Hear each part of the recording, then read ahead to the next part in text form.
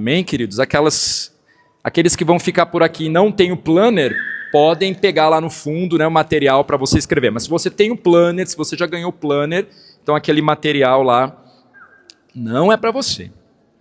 Quero convidar então você a abrir a sua Bíblia em Neemias capítulo 5. Semana passada nós demos uma pausa em Neemias, né? Nós temos andado por Neemias, vamos até o final do ano aqui olhando para Neemias, claro que intercalando uma pregação ou outra, né, em outro texto, mas semana passada nós falamos sobre perdão. A Anne nos lembrou aqui o texto em Mateus 18, versos 21 e 22, né? O apóstolo Pedro fazendo essa pergunta para Jesus. Nós vimos como o perdão que se firma na própria lógica do Evangelho é capaz de transformar vidas e libertar famílias inteiras. Louvado seja Deus pelo Evangelho, pelo poder de Deus. E hoje, retornando aqui para Neemias, no capítulo 5, nós temos a oportunidade de meditar na outra face dessa mesma moeda, se a gente está pensando em perdão, que é arrependimento. Nós vamos meditar um pouco nessa noite sobre isso. O texto nos permite olhar para isso. Neemias, então, além de enfrentar, como nós já vimos nos capítulos anteriores ali, além de enfrentar uma dura oposição externa, com zombaria, calúnia, conspiração, ele também precisou lidar com sérios obstáculos internos. O primeiro desses obstáculos foi o desequilíbrio social que estava ocorrendo ali, que ameaçava desfazer toda a estrutura da nação. Então, basicamente, a obra dos muros mantinha os homens longe dos seus campos, porque eles estavam ali empenhados naquela construção, o que acabou aumentando ou agravando um problema já existente de colheitas insuficientes. Então a situação foi tão grave que acabou levando à escravidão dos israelitas pelos próprios israelitas. E pior do que isso, a venda de israelitas como escravos para estrangeiros. Então o capítulo 5, irmãos, ele nos apresenta a reação de Neemias. E essa reação foi uma reação dupla. Nós vamos olhar hoje para o primeiro foco dessa reação, e na próxima semana nós vamos olhar para o que a gente pode chamar de uma segunda reação. Mas as duas coisas estão juntas. Porque primeiro ele, como vamos ver nessa noite, confrontou os ricos, que eram poucos, relativamente poucos ali. Ele confronta com as exigências da lei sobre usura, como nós vamos ler.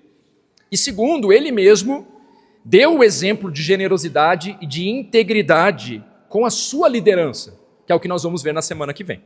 Então hoje nós vamos nos deter na primeira reação de Neemias, essa confrontação. Ele confronta o pecado e tem como resposta o arrependimento do povo. Coisa boa. Então nós vamos aprender hoje o quê? Hoje nós vamos aprender que a obra de Deus, ela não é sustentada apenas quando surgem ameaças externas, né? E aí então Deus garante que ele mantém o seu povo resistente ali. A obra de Deus não é sustentada apenas contra ameaças externas, mas também é sustentada por um povo disposto a se arrepender inteiramente. E esse é um dos meios que Deus utiliza, né, para que a sua obra seja preservada. Então acompanhe a leitura de Neemias capítulo 5, nós vamos ler hoje do verso 1 até o versículo 13. Neemias 5, do 1 ao 13, diz assim a palavra do nosso Deus. Foi grande, porém, o clamor do povo e de suas mulheres contra os judeus, seus irmãos. Porque havia os que diziam, somos muitos, nossos filhos e nossas filhas, que se nos dê trigo para que comamos e vivamos. Também houve os que diziam, as nossas terras, as nossas vinhas e as nossas casas hipotecamos para tomarmos trigo nesta fome. Houve ainda os que diziam, tomamos dinheiro emprestado até para o tributo do rei sobre as nossas terras e as nossas vinhas. No entanto, nós somos da mesma carne como eles, e nossos filhos são tão bons como os deles. E eis que sujeitamos nossos filhos e nossas filhas para serem escravos. Algumas de nossas filhas já estão reduzidas à escravidão. Não está em nosso poder evitá-lo, pois os nossos campos e as nossas vinhas já são de outros. Ouvindo eu, esse eu é quem? Neemias. Ouvindo eu, pois, o seu clamor e estas palavras, muito me aborreci. Depois de ter considerado comigo mesmo, repreendi os nobres e magistrados e lhes disse: sois usurários, cada um para com seu irmão. E convoquei contra eles um grande ajuntamento. Disse-lhes: nós resgatamos os judeus, nossos irmãos, que foram vendidos às gentes, segundo nossas posses, e vós outra vez negociaríeis vossos irmãos para que sejam vendidos a nós? Então se calaram e não acharam o que responder. Disse mais: não é bom o que fazeis. Porventura não devias andar no temor do nosso Deus, por causa do opróbrio dos gentios, os nossos inimigos? Verso 10. Também eu, meus irmãos e meus moços, lhes demos dinheiro emprestado e trigo. Demos de mão a esse empréstimo. Restituí-lhes hoje, vos peço, as suas terras, as suas vinhas, os seus olivais e as suas casas, como também o 100º do dinheiro, do trigo, do vinho e do azeite que exigistes deles. Então responderam: restituí-lhes-emos e nada lhes pediremos. Faremos assim como dizes. Então chamei os sacerdotes e os fiz jurar que fariam segundo prometeram. Também sacudi o meu regaço e disse: assim o faça Deus, sacuda de sua casa e de seu trabalho a todo homem que não cumprir esta promessa, seja sacudido e despojado. E toda a congregação respondeu: amém. E louvaram o Senhor, e o povo fez segundo a sua promessa. Então hoje aqui, só para organizar o seu pensamento, nós vamos dividir esse texto em 3 momentos. Primeiro momento, nós vamos perceber que a dor do povo revela uma ruptura interna na comunidade da fé. Depois nós vamos perceber que Neemias confronta o pecado à luz do temor de Deus. E por fim, em terceiro lugar, nós vamos perceber que o verdadeiro arrependimento produz uma restituição concreta. Então, primeiro ponto aqui, a dor do povo revela uma ruptura interna na comunidade da fé. Os primeiros 5 versículos que nós acabamos de ler aqui, você deve ter percebido. O povo reclamando. Não no sentido de murmurar, mas trazendo à tona uma realidade triste do que estava acontecendo ali no meio deles. Então, além de toda a oposição externa, que nós já vimos no capítulo 4, Sambalate, Tobias, lembram disso? Quando ele fala: estão construindo esse muro aí, se subir uma raposa, cai rapidinho. Além de tudo isso, as condições internas, ou seja, dentro da comunidade ali, acabaram minando o coração do povo também. Neemias já havia enfrentado então essa oposição de fora. Como é que ele enfrentou? Com oração, com vigilância. Lembra que eles estão agora, a essa altura, já dormindo com a arma do lado. Oração, vigilância, perseverança. Porém, agora havia ali algo surge, é colocado diante dos olhos de Neemias, no cenário, algo dentro dos próprios muros surge, que ameaçava a continuidade da obra, tanto quanto os inimigos do lado de fora. O versículo 1, ele vai nos mostrar isso de uma forma muito forte. Olha como é que Neemias expressa: foi grande o clamor do povo e de suas mulheres contra os judeus, os seus irmãos. E essa expressão ela é importante: contra os judeus, contra os seus próprios irmãos. O problema então não vinha de Sambalate aqui, não vinha dos amonitas, não vinha então dos inimigos externos. O sofrimento estava sendo produzido dentro da própria comunidade da aliança. Por causa da reconstrução dos muros, então, como eu já mencionei no início, muitos estavam ali afastados dos seus campos e do trabalho comum, por assim dizer.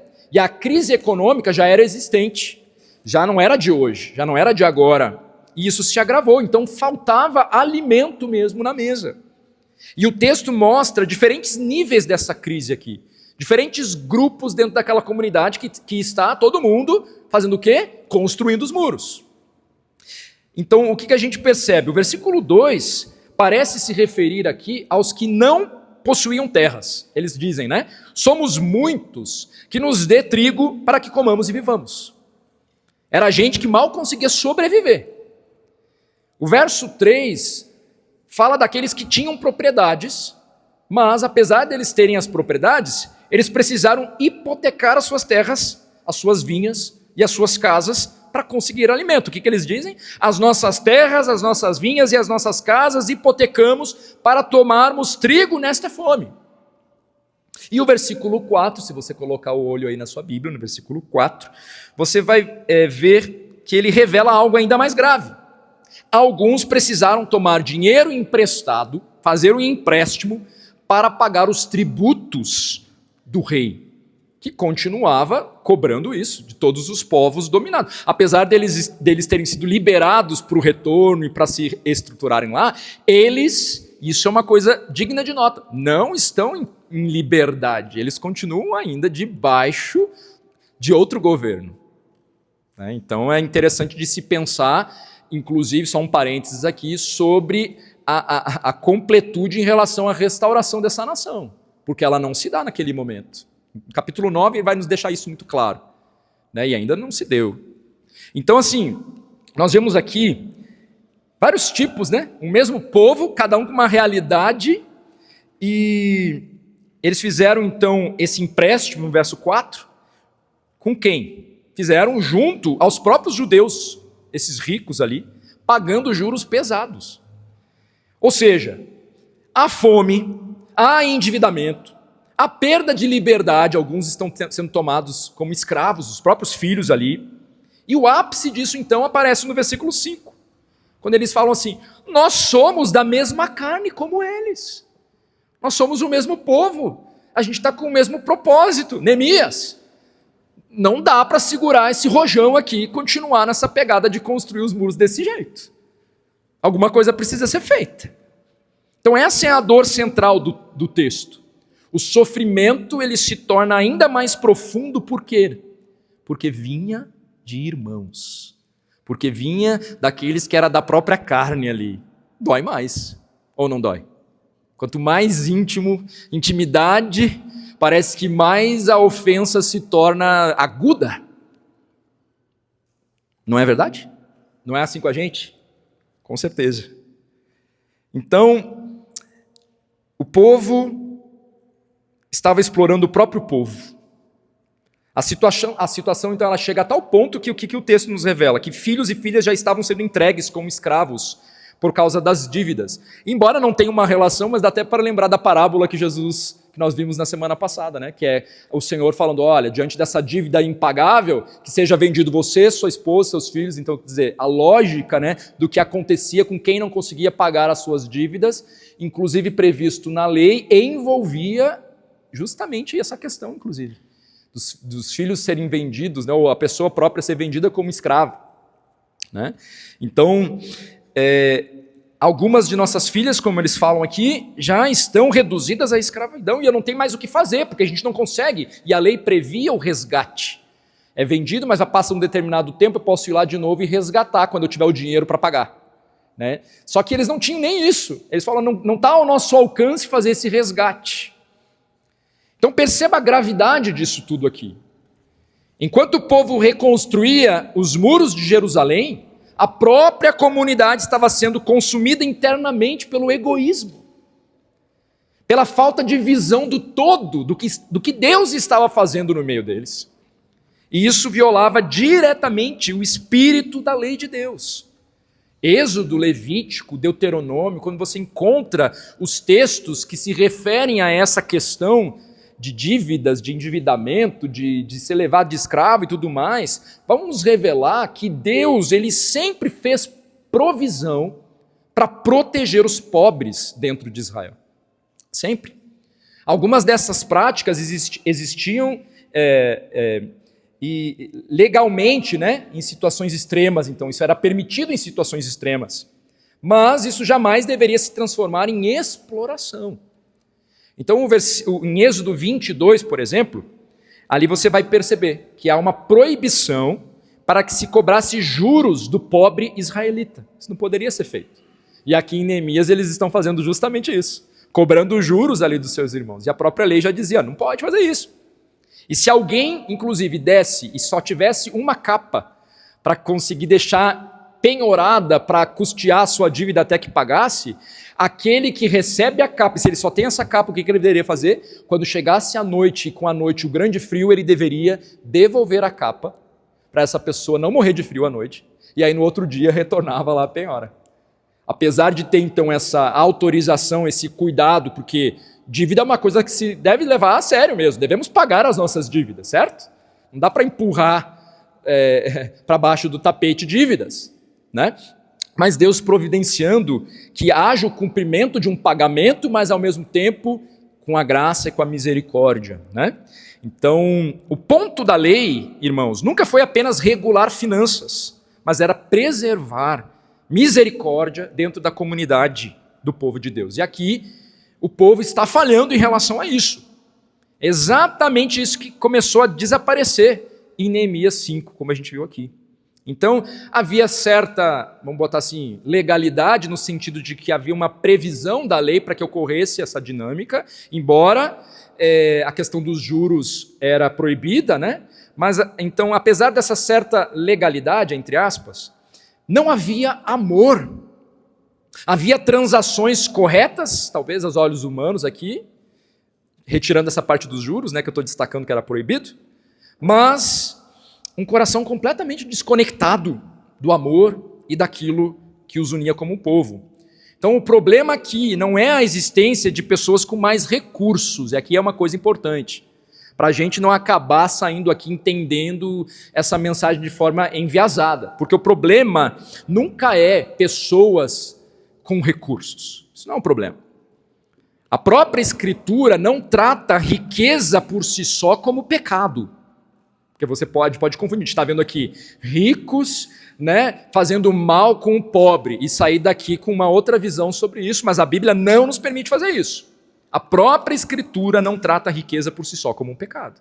O problema é quando recursos, poder e posição passam a ser usados sem temor de Deus e sem amor pelos irmãos. Aí a gente começa a ter um grande problema. Ou seja, Neemias não está, mas de jeito nenhum aqui, promovendo uma luta de classes, tá bom? Colocando o rico como opressor e o pobre como oprimido. Não está fazendo isso. O ponto do texto é outro. Dentro da comunidade daquele povo ali, irmãos estavam se aproveitando da necessidade dos próprios irmãos. Então a Bíblia, só para deixar mais claro, a Bíblia ela vai advertir o rico contra a dureza do coração, mas também vai advertir o pobre contra a inveja, contra a cobiça, contra a rebelião, e eu diria até contra a ganância mesmo, porque há quem seja pobre e avarento. Há quem seja pobre e avarento. Por incrível que possa parecer, né? Então, o problema central nunca é apenas econômico, percebe isso? É espiritual. Então essa não é uma tentação isolada de Neemias, né? O Novo Testamento, essa tentação o quê? Desses irmãos oprimindo, né? E agindo sem amor, mesmo fazendo uma leitura totalmente desassociada daquela realidade, né? Querendo executar algo que tinham certa permissão para fazer, mas num contexto totalmente sensível, onde estava todo mundo empenhado para inclusive proteger a todos. E ainda fica mais grave, porque se vocês lembram, alguns nobres se recusaram a trabalhar. Ainda. Além disso, alguns, né? Não vamos botar todos no mesmo bolo, mas alguns ainda se recusaram a trabalhar. Não sei se são os mesmos que não vou trabalhar e cadê os juros aqui do negócio? Não sei se são os mesmos, né? Mas pode ser que sim.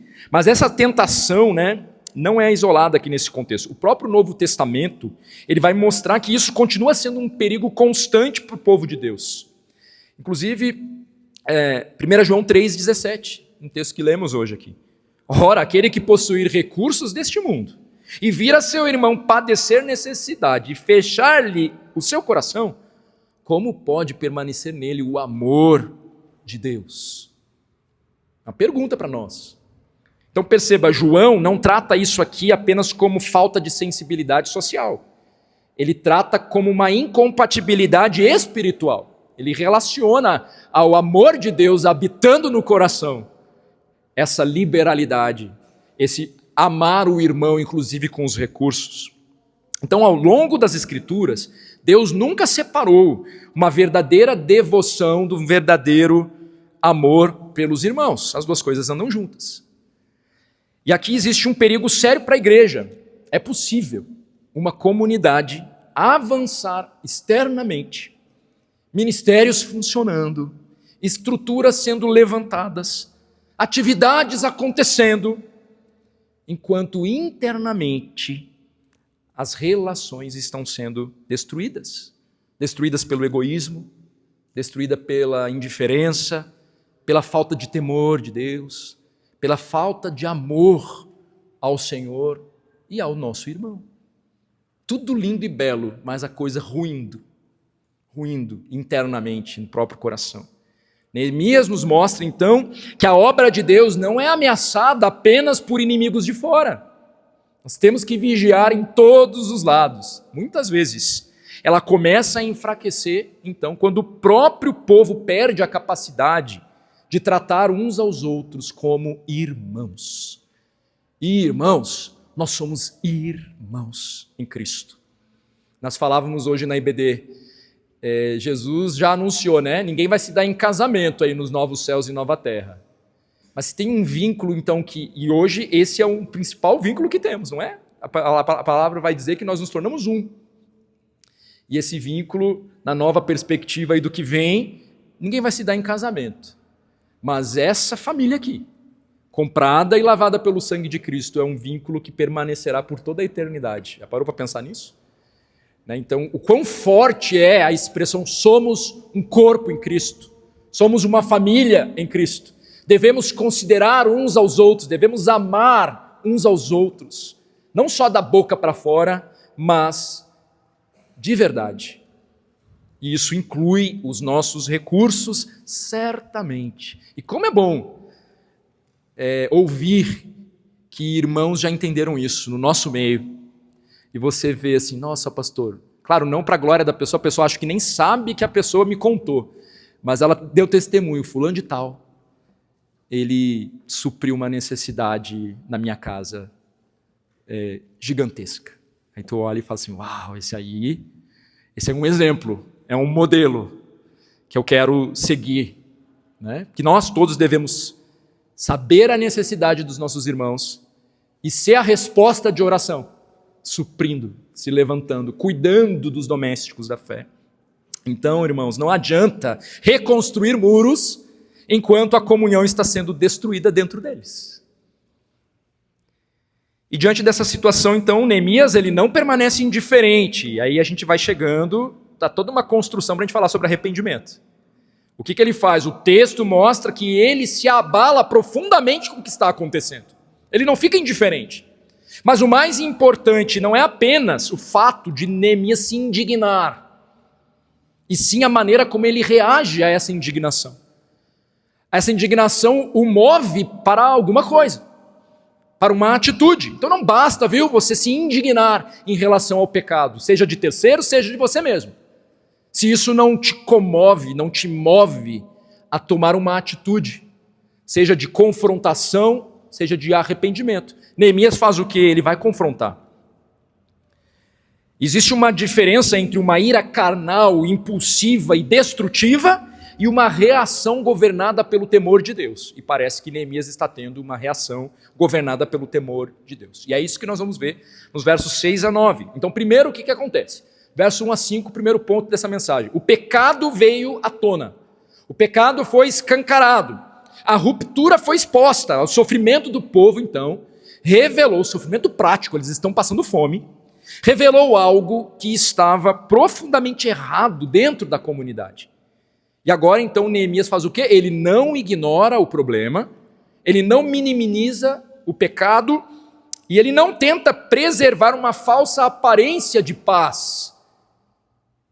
É a nossa tentação também, a minha e a sua. Ao invés de enfrentarmos os problemas, ao invés de confrontarmos, em nome dessa paz, a gente finge que nada está acontecendo. Só que é uma paz mentirosa. E agora vem então a confrontação, versos 6 a 9. Neemias confronta o pecado à luz do temor de Deus. Ouvindo eu, pois, o seu clamor e estas palavras, verso 6, muito me aborreci. Depois de ter considerado comigo mesmo, repreendi os nobres e magistrados. E lhes disse, sois usurários, cada um para com seu irmão. E convoquei contra eles um grande ajuntamento. Ele continua aqui expondo então. Não valeria de nada ouvir o clamor do povo, denunciando o mal, e simplesmente dar de ombros, como se aquilo não importasse.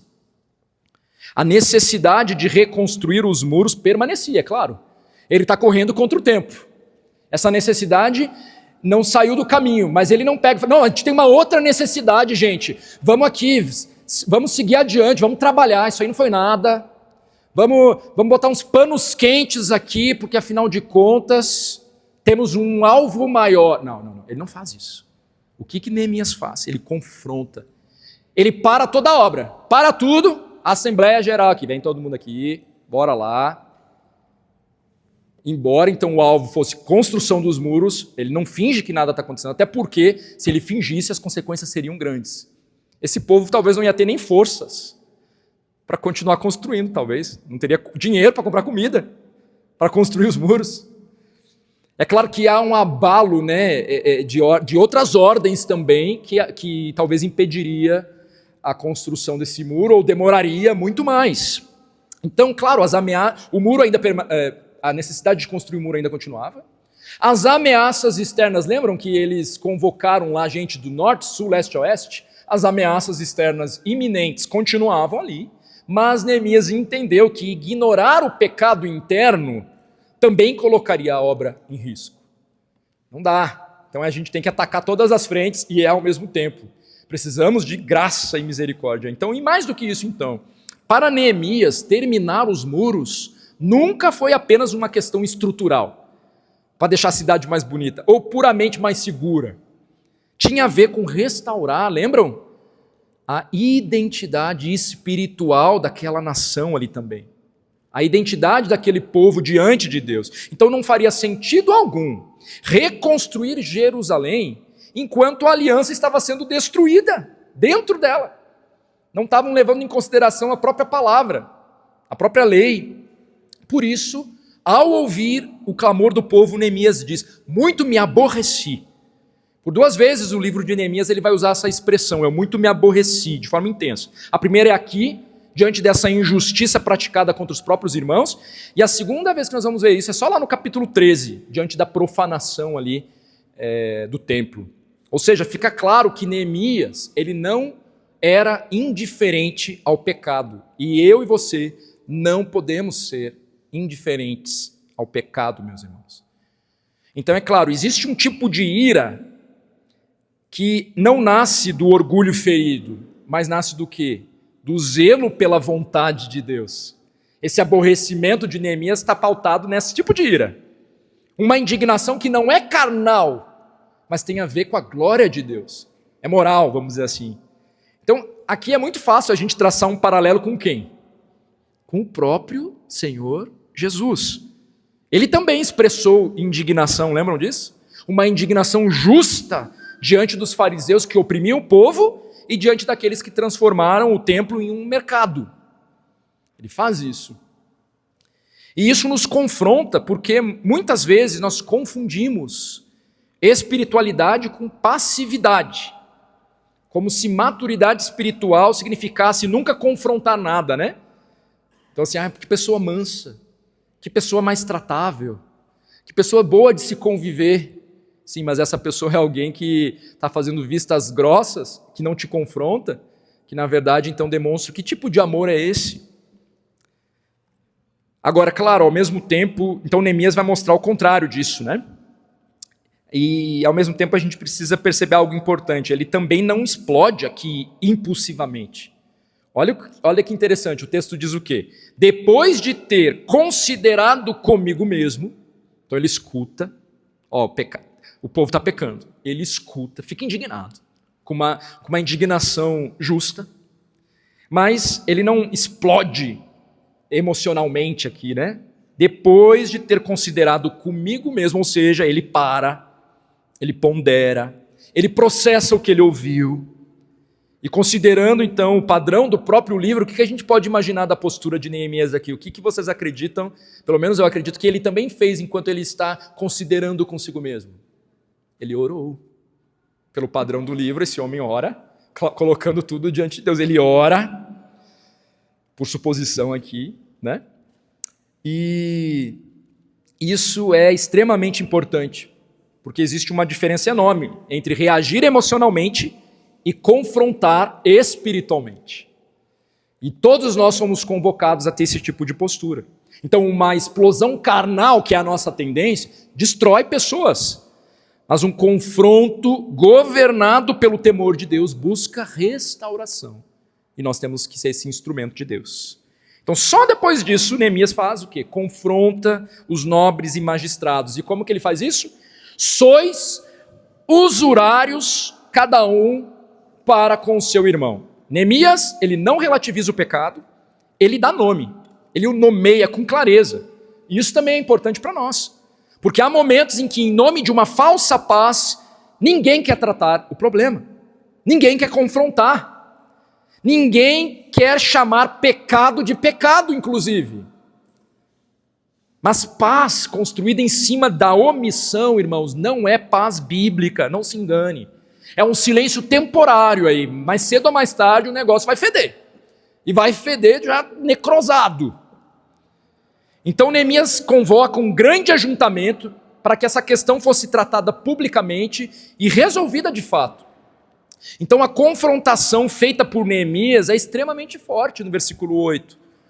Nós resgatamos os nossos irmãos judeus, inclusive eu fui lá e comprei com meu próprio recurso, que haviam sido vendidos para os outros povos, trouxe de volta aqui, e vocês agora estão vendendo seus próprios irmãos, e aí eu vou ter que comprar de novo.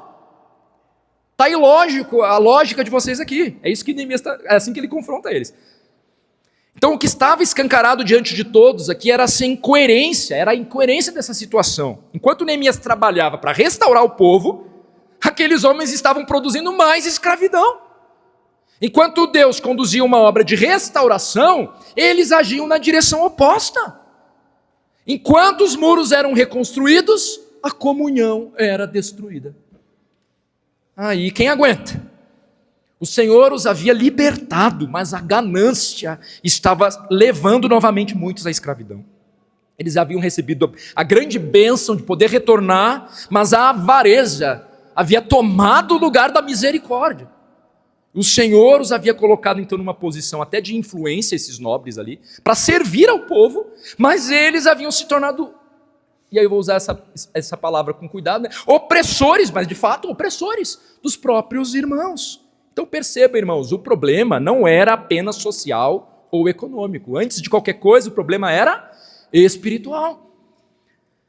A ganância havia substituído o temor de Deus. E por isso Neemias, ele leva a questão ao centro do problema aqui. Ele faz a pergunta: porventura, não devias andar no temor do nosso Deus? Ele começa assim. E essa é a raiz.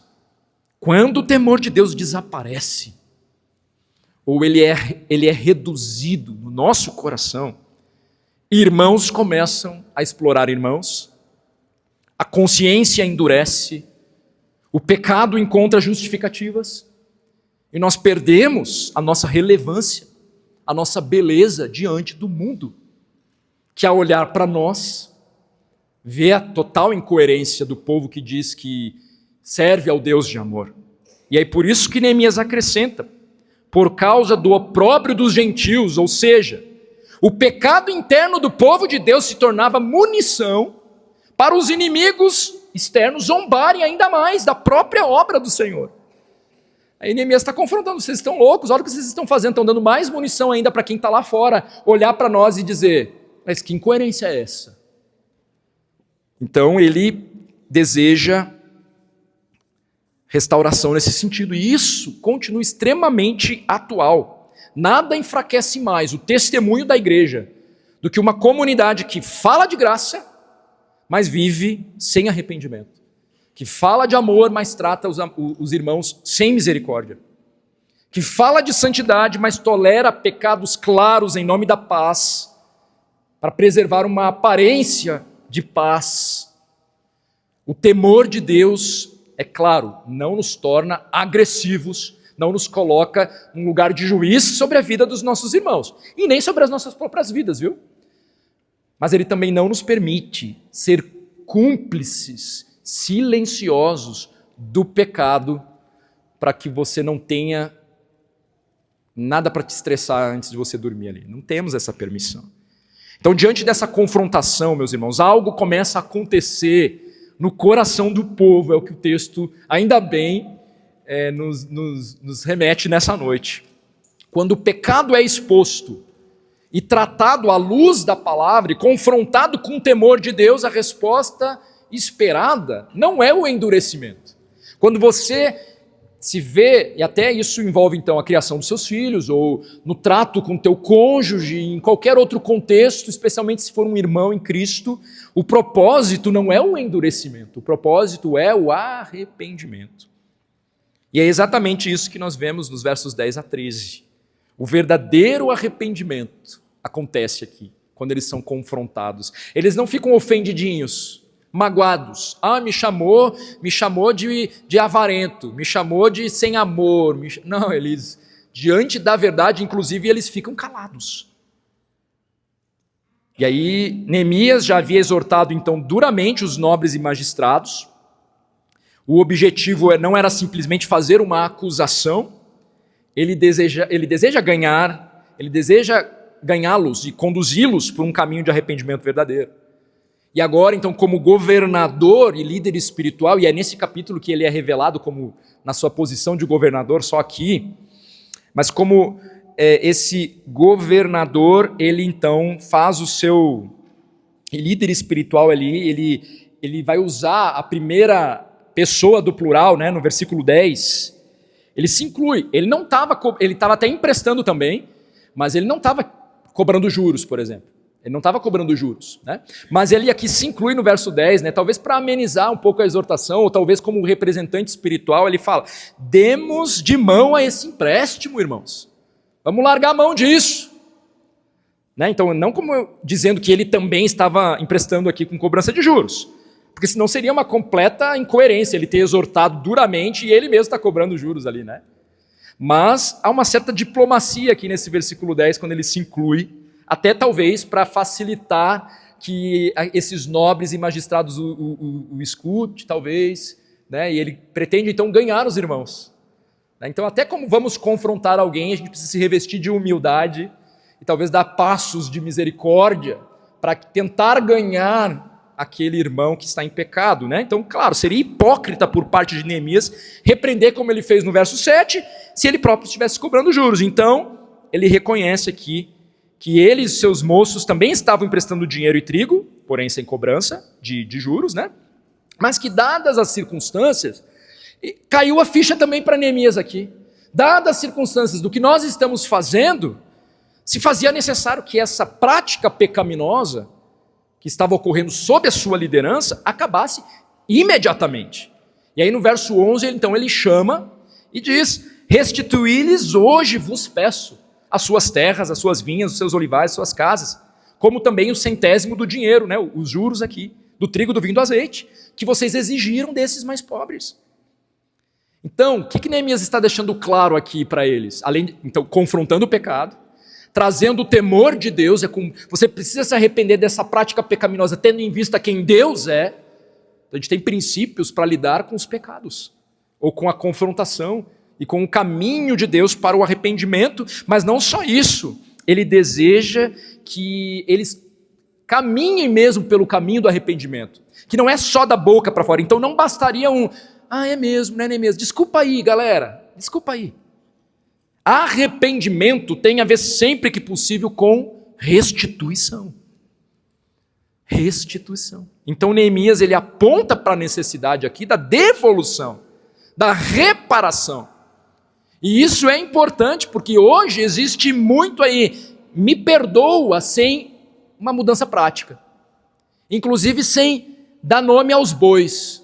Sabe aquela coisa que talvez eu e você, a gente sabe que pecou contra alguém e aí chega o momento da despedida, alguma coisa, a gente diz assim, nossa, desculpa alguma coisa. Você sabe que você pecou contra o outro e você vem com essa de desculpa alguma coisa? Quando deveria, meu irmão, antes de você ir embora, eu não posso deixar você ir embora. Eu falei isso a teu respeito, isso é uma mentira a teu respeito, me perdoe por ter usado palavras mentirosas a teu respeito. Eu sou um mentiroso, porque isso que eu falei é mentira.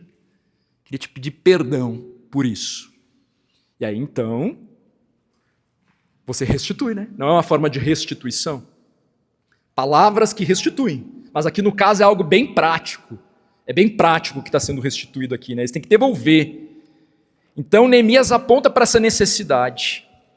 O verdadeiro arrependimento bíblico nunca é um mero sentimento de culpa ou um remorso passageiro, mas sim uma ação prática, radical e visível de mudança de direção.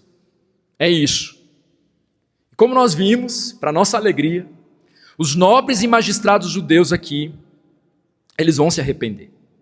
Eles estavam usando de fato de uma posição para explorar os seus próprios irmãos necessitados, e Neemias escancara isso, cobrando juros abusivos e tomando as suas terras, mas quando confrontados pela verdade, do jeito correto, dando o nome certo para o pecado, a reação daqueles homens nos ensina exatamente o que Deus espera de um coração genuinamente confrontado e transformado pela sua palavra.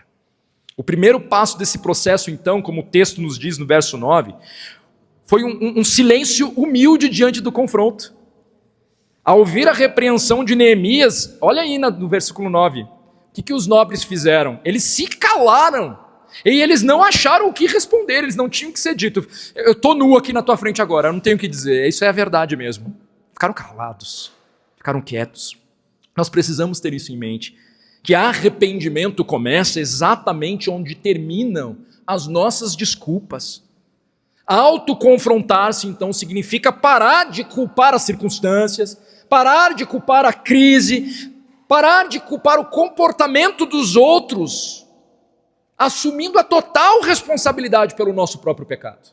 Embora, de fato, o pecado de terceiros nos afete e às vezes até seja uma pedra de tropeço para o nosso caminho, mas isso não te exime da culpa do teu próprio pecado. Você poderia ter respondido de outra maneira. Então aqui, às vezes, quando confrontados, às vezes não, sempre, quando confrontados pelo nosso pecado, irmãos, pare de justificar.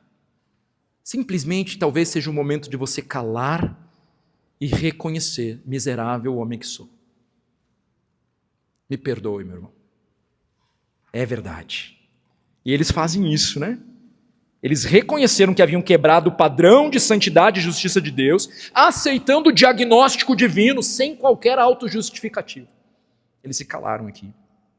No entanto, o arrependimento bíblico não para na confissão verbal. É claro que ela é importante, mas não para aí. Exige o fruto da restituição prática. Nem sempre vai ser possível, né? Às vezes a pessoa morreu, como é que você vai restituir? Né? A pessoa já até morreu, como é que você vai lá pedir perdão para a pessoa? Já morreu. Em alguns contextos, às vezes é até perigoso. Então quer dizer que eu tenho que pedir perdão, deixa eu ir lá pedir perdão para a pessoa em que eu já caí na imoralidade sexual 1 milhão de vezes. Deixa eu ir lá pedir perdão para ela. Aí você vai lá pedir perdão e aí daqui a pouco tropeça e acaba. Então tem que ser prudente, talvez em alguns contextos, chamar alguém para ir junto, para estar junto, para facilitar. Tem que ter certa prudência, mas fato é que Neemias ordenou que eles devolvessem imediatamente. Não era amanhã, não. Não era nem depois, era imediatamente as terras, as vinhas, os olivais e os juros cobrados. E a resposta foi também imediata. Quando alguém está arrependido, ele não negocia o que precisa ser feito. Ele não fica pensando, mas e o que vão pensar de mim? Ele quer resolver, ele quer obedecer, ele quer se sujeitar. E a resposta foi imediata, versículo 12. restituir-lhes-emos e nada lhe pediremos. Ou seja, nós vamos devolver e vamos esquecer todos esses juros aqui, que não vai contar. Eles fazem isso. A Bíblia mostra então, meus irmãos, que arrependimento verdadeiro produz um fruto visível. Sim, produz. A gente precisa esperar esse tipo de fruto, né? Zaqueu é um exemplo claro disso no Novo Testamento, não é? Quando Cristo transforma o seu coração, ele não oferece apenas palavras. O que Zaqueu faz? Ele diz: Senhor, resolvi dar aos pobres a metade dos meus bens, e se em alguma coisa tenho defraudado alguém, restituo 4 vezes mais. Ele não só devolve o que tinha roubado. Eu roubei quanto de ti? Foi 1.000? Pois está aqui, 4.000, te restituo, te dobro dobro a aposta aqui dessa restituição. Um coração, quando tem um encontro verdadeiro com Cristo, real com Cristo, ele não fica mais preso, né? Ele se entrega. O arrependimento mexeu na prática da vida de Zaqueu. Então esse movimento, irmãos, ilustra perfeitamente um princípio bíblico do despojar-se do velho homem e revestir-se do novo, que a gente encontra em Efésios capítulo 4. Quem realmente se arrepende não apenas lamenta o erro, mas trabalha ativamente para reparar o dano causado. Nem sempre, infelizmente, será possível. Uma fofoca que vai de boca a boca, talvez você perdeu o alcance de onde ela chegou. Nem sempre, né, a restituição vai ser possível na sua plenitude, mas no que compete a você, você tem que restituir. Você tem que consertar. Então, se eu pequei contra a Dora nessa esfera pública aqui, pois então essa restituição será necessária nessa esfera pública aqui. Não posso pecar contra a Dora no público, pedir perdão para ela só no particular. Porque falta o que nesse processo? A restituição de algo que foi perdido e que foi corrompido ali. Não é verdade? Agora, é claro, Mateus 18, vai ter com teu irmão. Nem tudo é para vir para o público. Resolve com teu irmão. Então, claro, tem que ter sabedoria para discernir como essas coisas se dão. Essa ajuda para alguém maduro na fé, para discernir esse processo na sua vida. Então, irmão, se houve mentira, reveste-se com a verdade. Se houve roubo ou exploração, então, generosidade e restituição voluntária da sua parte. Então, para garantir que aquela mudança não apenas seria uma emoção do momento, o que Neemias faz no versículo 12? Olha aí, estou terminando. Neemias, para garantir que não ficasse só da boca para fora, ele convoca os sacerdotes e ele fez ali com que os nobres realizassem um juramento solene, né? Então isso nos mostra que o arrependimento legítimo, ele não teme a prestação de contas. Quem está verdadeiramente arrependido expõe o seu erro à luz, onde for necessário. Submete-se à disciplina do Senhor e aceita voluntariamente ser acompanhado pela comunidade da fé, para garantir que essa caminhada permaneça reta. Então, não há espaço para o isolamento ou para promessas secretas quando o desejo do coração é a santificação. Então, perceba, o alerta sobre a seriedade e o temor ao Senhor que devem guiar as nossas decisões. Aí Neemias pega e realiza até um ato simbólico no versículo 13, né? Ele sacode ali as dobras da sua roupa e ele faz uma afirmação, né? Um ato meio simbólico aqui, declarando que se vocês não cumprirem o que vocês estão dizendo aqui, que vocês se arrependeram e vão restituir dessa forma, então da mesma forma que eu estou sacudindo aqui as dobras da minha roupa aqui, que Deus sacuda vocês das suas casas e das suas riquezas. Deus retire tudo de vocês aí. É interessante. E o povo respondeu como? Com um sonoro amém. E aí não só isso, louvou ao Senhor. Que bonito, né? Que bonito a gente se arrepender, a gente glorificar a Deus depois disso, coisa boa, ter comunhão restaurada. Mas ficou só nisso? Claro que não. Não basta o amém e o louvor. O mais importante, o que o povo fez? Mais importante do que falar amém e louvar, cumpriu o que havia prometido. Isso é o mais importante. Deus não se impressiona com rituais religiosos vazios ou com lágrimas no altar, se o nosso comportamento diário continuar o mesmo. O verdadeiro arrependimento glorifica a Deus porque gera obediência prática, transformando os nossos relacionamentos, alinhando a nossa vida, de uma vez por todas, à vontade do nosso Deus. Então, meus irmãos, Neemias 5, esse capítulo, ele vai nos mostrar que nem sempre o maior perigo para o povo de Deus está fora dos muros. Às vezes, a ameaça mais séria surge quando o pecado começa a ser tolerado dentro da própria comunidade, lá dentro da sua própria casa. Os muros estavam sendo reconstruídos, a obra estava avançando, mas o coração do povo estava adoecendo. Irmãos deixaram de agir como irmãos. E isso continua sendo um perigo para a igreja hoje. Então, é possível manter uma atividade religiosa enquanto o temor de Deus desaparece lentamente. É possível preservar a estrutura, melhorar a estrutura, ter uma agenda, a aparência, tudo lindo, enquanto o egoísmo, a dureza e a falta de arrependimento corroem a comunhão por dentro. É possível. E por isso Neemias não se cala, ele confronta, e o confronto produz aquilo que Deus espera do seu povo, arrependimento verdadeiro. Então, a próxima vez que você for confrontado com algum pecado, entenda, é o amor de Deus sobre a tua vida. E o objetivo é que você se arrependa e tenha a sua comunhão restaurada. E é claro, se o Senhor tem te mostrado que você tem que ser essa voz de confrontação, então que você faça isso para ganhar o irmão, para amar o irmão, não negociando a verdade, porque não temos esse direito. Então, um arrependimento que não fica apenas nas palavras. Se semana passada falamos sobre perdão, então hoje é sobre isso. Um arrependimento que produz fruto, que muda atitudes, que busca reparação, que transforma relacionamentos. E talvez hoje o Senhor esteja nos chamando justamente para isso.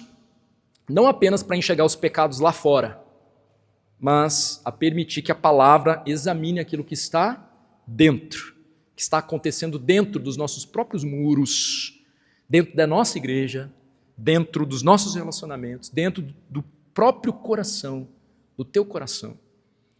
Então existe esperança para nós nesse processo todo, porque Cristo não veio apenas para expor o pecado. Ele não veio apenas para expor o pecado do nosso Senhor. Ele veio para salvar pecadores, eu e você. E é daí que vem a nossa esperança em todo esse processo.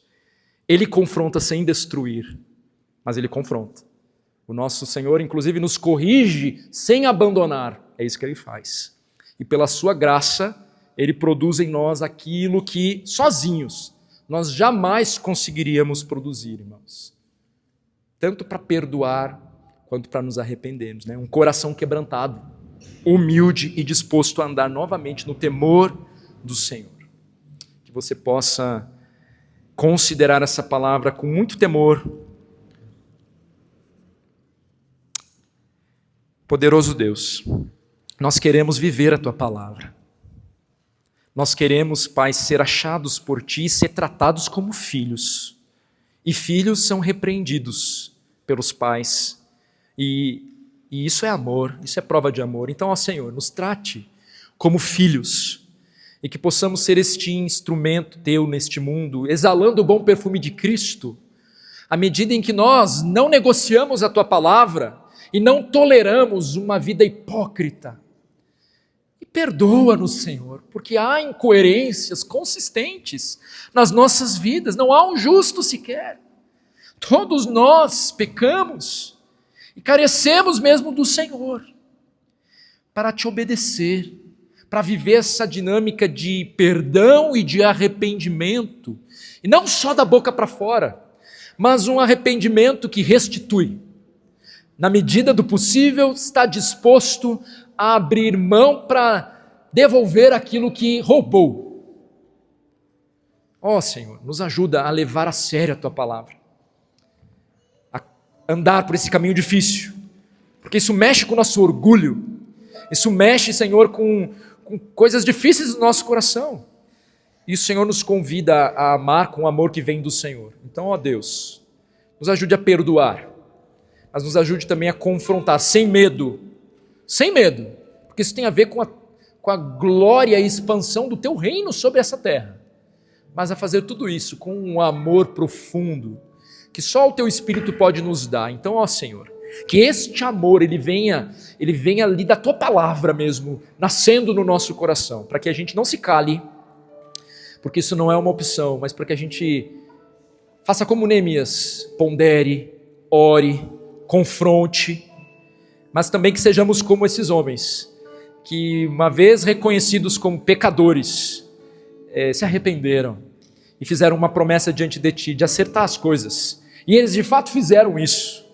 Então que o Senhor, ao olhar para nós, que a gente não retenha, a gente seja esse instrumento de perdão, de arrependimento, um exemplo vivo dessa dinâmica do próprio Evangelho, que nós possamos ser esse testemunho, começando lá na nossa casa, mas na nossa igreja, e que o mundo todo, ao olhar para nós, veja, ali vai um povo que não é perfeito, pecadores, mas que se amam com um amor sobrenatural, que vivem servindo a um Senhor realmente.